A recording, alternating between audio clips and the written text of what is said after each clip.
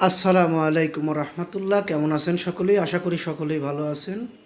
দেশ ও প্রবাসে থাকা 5 ব্যাংকের গ্রাহকদের আমানতের টাকা ফেরত দেওয়া নিয়ে একটি মহা গুরুত্বপূর্ণ আপডেট নিউজ প্রকাশিত হয়েছে, যেটিতে বাংলাদেশ ব্যাংকের নতুন গভর্নর কিছু গুরুত্বপূর্ণ তথ্য দিয়েছেন। কবে নাগাদ আপনাদের টাকা ফেরত দেওয়া হতে পারে সে বিষয়েও কিছু তথ্য উঠে এসেছে।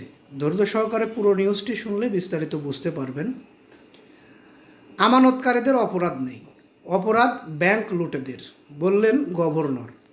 একীভূত ও অবসায়ন প্রক্রিয়ায় থাকা ব্যাংক ও আর্থিক প্রতিষ্ঠানের আমানতকারীদের স্বার্থে অর্থ মন্ত্রণালয়ের দ্বারস্থ বাংলাদেশ ব্যাংক জুলাই নাগাদ অবসায়নের আওতায় থাকা নন ব্যাংকিং আর্থিক প্রতিষ্ঠানের জন্য সুখবর আসার পূর্বাভাস দিয়েছে বাংলাদেশ ব্যাংক। তবে স্বল্প সম্পদে 5 ব্যাংকের বিপুল পরিমাণ আমানত ফেরত দেওয়ার প্রক্রিয়া আরও সময় লাগবে।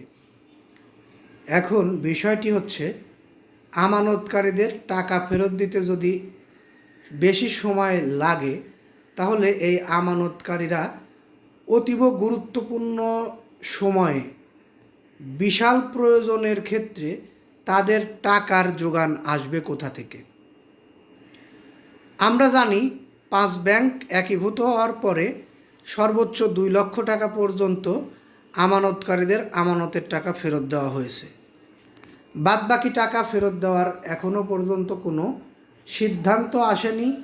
তবে বর্তমান গভর্নর এই টাকা ফেরত দেওয়ার প্রক্রিয়ায় আরও সময় চেয়েছে, অর্থাৎ আরও একটু সময় লাগবে। কিন্তু আর্থিক প্রতিষ্ঠানগুলোর যাদের টাকা পড়ে আছে, অবসায়ন করা আর্থিক প্রতিষ্ঠানের গ্রাহকদের অর্থাৎ আমানতকারীদের সুখবর আসার পূর্বাভাস দিয়েছে বাংলাদেশ ব্যাংক, অর্থাৎ তাদের টাকাটা হয়তো আগে ফেরত দেওয়া হতে পারে। কিন্তু একীভূত হওয়া ব্যাংক অবসায়নের আওতায় আর্থিক প্রতিষ্ঠানের ভুক্তভোগী আমানতকারীদের অপরাধ নেই বলেও তিনি স্বীকার করেছেন। অপরাধ যদি করে থাকে তা যারা ব্যাংক লুট করেছে তাদের, এর দায় নিতে হচ্ছে আমানতকারীদের, যা কাম্য নয়। আমরা বিষয়টি যত দ্রুত সম্ভব সমাধানে কথা বলছি। আমানতকারীদের টাকা দ্রুত ফেরত দেওয়ার বিষয়ে আন্তরিক বাংলাদেশ ব্যাংক। একীভূত হওয়া 5 ব্যাংক হলো, আপনারা সবাই নাম জানেন, তারপরও আমি বলছি। ফার্স্ট সিকিউরিটি ইসলামী ব্যাংক, সোশ্যাল ইসলামী ব্যাংক, ইউনিয়ন ব্যাংক, গ্লোবাল ইসলামী ব্যাংক ও এক্সিম ব্যাংক। এই ব্যাংকগুলোর সর্বোচ্চ 2 লক্ষ টাকা পর্যন্ত ফেরত দিয়েছে গ্রাহকদের, আর বাদবাকি টাকা ফেরত দেওয়া হয়নি। 2 লাখ কোটি টাকার ঋণের মধ্যে প্রায় 1.5 লাখ কোটি টাকাই খেলাপিতে পরিণত হয়েছে।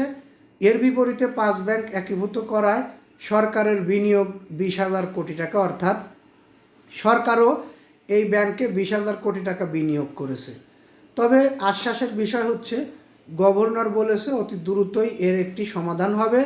আমানতকারীদের আমানতের টাকা ফেরত দেওয়ার বিষয়টিও অতি দ্রুতই তারা জানতে পারবে কবে নাগাদ ফেরত দেওয়া হতে পারে। আমরা আমাদের এই চ্যানেলের মাধ্যমে আপনাদেরকে সবার আগে নিউজগুলো জানিয়ে দেব। কবে নাগাদ আপনাদের টাকা ফেরত পাবেন সে বিষয়েও আমরা আপনাদেরকে জানানোর চেষ্টা করব বা জানাবো ইনশাল্লাহ। কারণ আমরা এই চ্যানেলের মাধ্যমে এই সকল গুরুত্বপূর্ণ নিউজ নিয়েই কাজ করে থাকি। পরবর্তীতে আমাদের থেকে এরকম ধরনের নিউজ পেতে অবশ্যই আমাদের চ্যানেলটি সাবস্ক্রাইব করে বেল বাটন অন করে রাখবেন। ভালো লাগলে লাইক, কমেন্ট, শেয়ার করবেন। এই বলে এখান থেকে বিদায় নিই। আসসালামু আলাইকুম।